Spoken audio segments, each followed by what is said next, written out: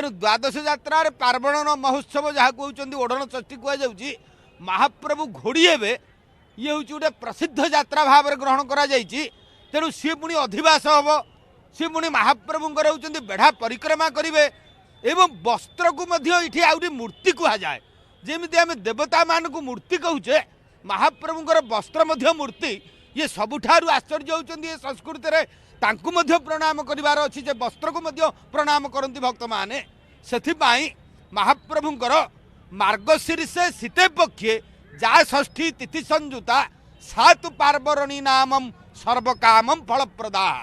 ये जो मार्गशीर मास ओढ़ण षष्ठी रे जो माने भगवान ये घोड़ लगे बेश को दर्शन करती से मोक्ष पाई था धर्मशास्त्र कहते किभली भावे महाप्रभु भिन्न भिन्न रंगरे विभूषित होता भिन्न रंग एवं केउ बड़े एसबू केउ समय बेश अनुष्ठित होता है एवं किभली भावे होता है श्री जगन्नाथ महाप्रभुंर ए जो कार्यटी ये पूर्व दिवस अनुष्ठित होता स्वतंत्र भाव में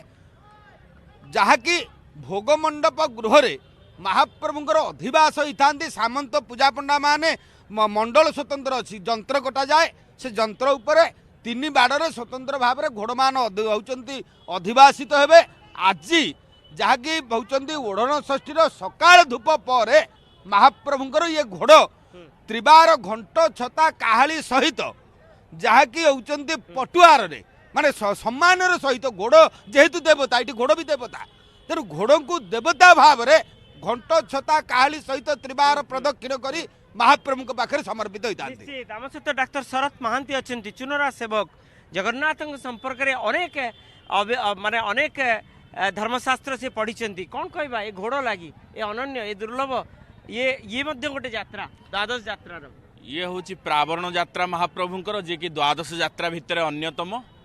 एठी घोड़ लगी जो मार्गशीर मास शुक्ल पक्ष षष्ठी बा ओढ़ण षष्ठी ठारू बसंत पंचमी पर्यंत 2 मास पर्यंत महाप्रभु शीत वस्त्र परिधान करिथांती आ सबुठु बड़ कथा है ता पूर्व दिन महाप्रभु शीत सहित युद्ध करिथांती अर्थात प्रत्येक दिन महाप्रभु बड़ सिंगार बेश विभूषित होई शयन करिथांती किंतु गतकाली कुराल पंचमी तिथि रे विलंबित रात्रि रे महाप्रभु झीन बसन परिधान करिकरी चंदन सर्वांग होइकरी महाप्रभु शीत को वर्तमान कहिथिले जे शीत वर्तमान मु तो सहित लड़ई करी एवं शीत मध्य पराजय वरण करथिला शीत जेतेबेले अनुन्य विनय करथिला महाप्रभु को जे महाप्रभु मो मते आपण सृष्टि करिसंती मते आपण जदि स्वीकार न करिवे ए जगत जनक